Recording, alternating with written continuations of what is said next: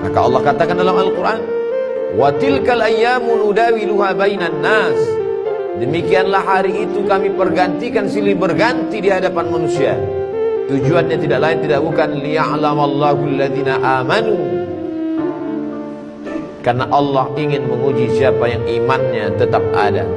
Wa tilkal ayyamu nudawiluha bainan nas. Demikianlah hari-hari itu kami pergantikan di hadapan manusia. Wa liya'lamallahu alladhina amanu. Allah ingin menguji siapa yang iman tetap berada dalam badannya.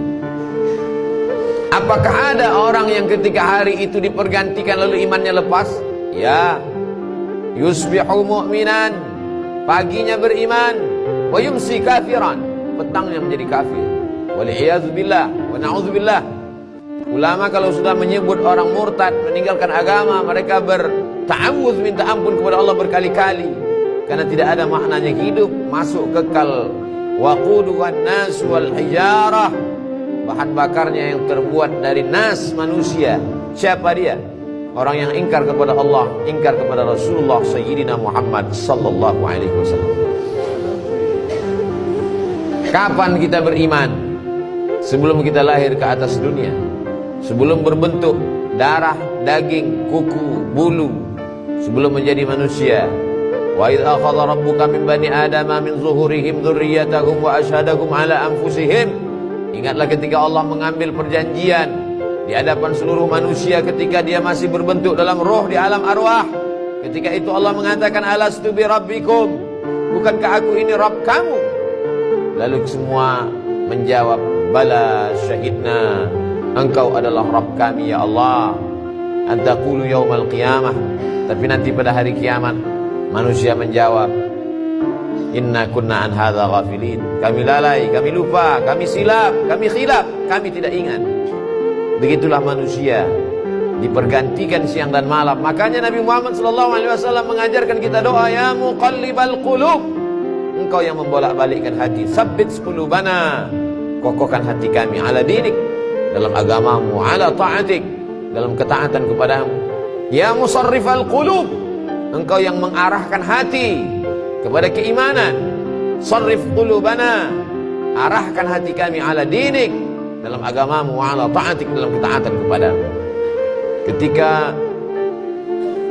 sahabat Nabi akan ditugaskan ke Yaman mengutip zakat, nanti kau akan di sana sibuk Mu'adz bin Jabal menghitung berapa zakat onta, berapa zakat lembu, berapa zakat kambing, berapa zakat kurma. Maka bacalah doa ini di akhir salatmu, Allahumma a'inni, tolong aku ya Allah, ala dzikrika, supaya hatiku selalu berzikir mengingatmu, wa syukrika, supaya lisanku selalu bersyukur menyebutmu, wa husni ibadatik, selalu beribadah dengan ibadah yang baik kepadamu. Bukankah Bal'am seorang yang beriman?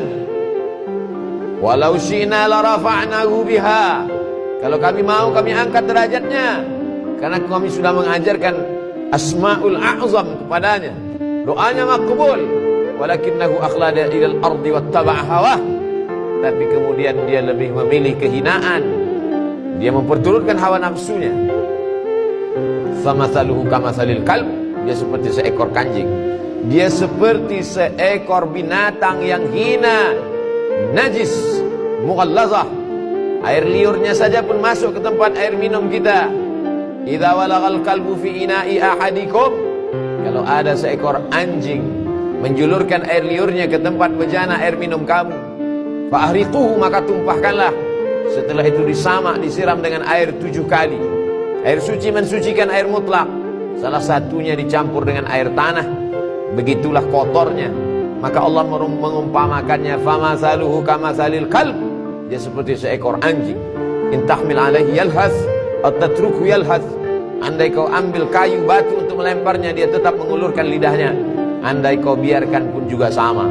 Tidak ada bedanya antara ceramah, antara tausiah, antara khutbah. Ada atau tidak sama saja bagi dia, tidak lagi berpengaruh ke dalam hatinya. Inilah yang kita khawatirkan. Hari berganti, musim berubah, hidayah tak juga masuk ke dalam hati dan jiwa. Kita diperdengarkan setiap pergeseran waktu.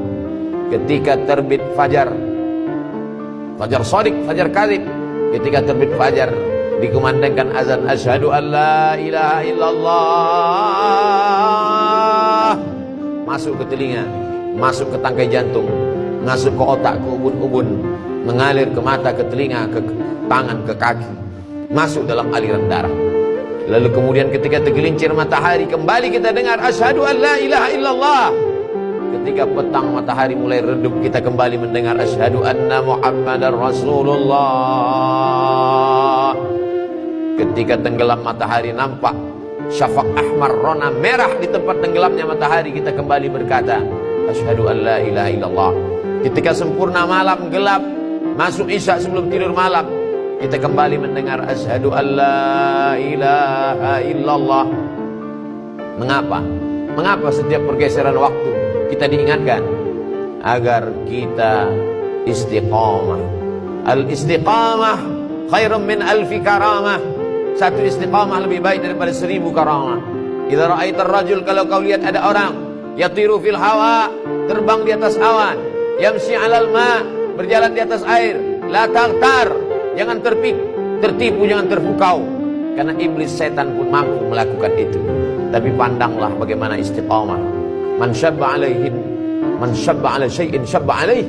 Siapa yang membiasakan diri pada waktu mudanya, maka dia akan terbiasa pada waktu tuanya. Pepatah kita mengatakan Allah bisa karena terbiasa.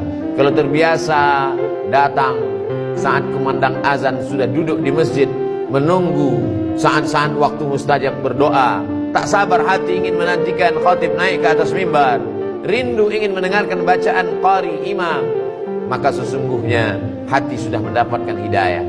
Kalau memang kita meminta hidayah, kita sudah Islam, ayah kita muslim, ibu kita muslimah, kenapa kita minta ihdinas siratal mustaqim, berikan kami hidayah? Hidayah apa lagi? Hidayah terbagi dua. Hidayah Islam, kita sudah muslim, lahir di tengah keluarga muslim, ayah muslim, ibu muslimah, lahir diazankan, walimah diakadkan. Lalu kenapa kita masih minta 17 kali sehari semalam? Hidayah supaya tetap dalam iman dan Islam. Hidayah supaya terbuka pintu hati mendengar tausiah. Hidayah supaya datang ke masjid sholat berjamaah. Hidayah supaya menolong fakir miskin, yatim dan du'afa. Banyak orang menyepelekan, mengesampingkan hidayah. Berapa banyak orang yang terlahir di tengah keluarga la ilaha illallah, tapi mati dalam keadaan su'ul khatimah. Itulah mengapa kita selalu mengatakan Allahumma inna na'udzubika, ya Allah jauhkan kami dari segala yang merusak keyakinan, keimanan kepada Allah subhanahu wa ta'ala.